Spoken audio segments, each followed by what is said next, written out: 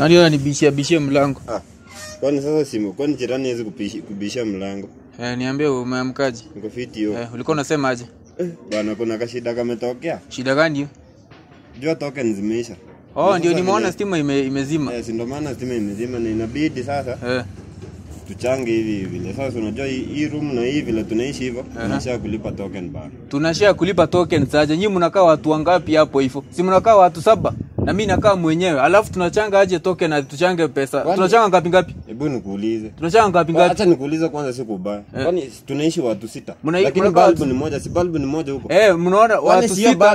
Hiyo bulb moja hiyo light yenye unatumia kwako ndio sisi tunatumia. Hii mko macho 12 ama 14 watu 7 na mimi ni macho 2. Mimi macho yangu 2 inatumia light kidogo na nyinyi mko watu 7 mnatumia macho 14 mnatumia light mingi. Unatumianga akili kweli wewe? Unajisikia?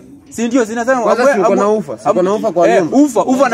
Ufa anasikiza na masikio 2. Ona wajamaa mwenye mnakaa na wao. Wajamaa 7. Unaniambia ati mko na ufa niko nayo moja na nyinyi mko na moja. Ufa nasikizia masikio 2 na nyinyi mnasikizia masikio 12. Alafu mnaniambia ati tulipe token sawa? Kama stima ni shilingi 100 tunachanga watu wote.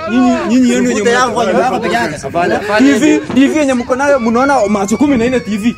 Alafu mimi ninaona TV na macho 2. Alafu mnaniambia wewe kimoja bwana. Hata Kenya Power ulete hapo. Hiyo siwezi hiyo.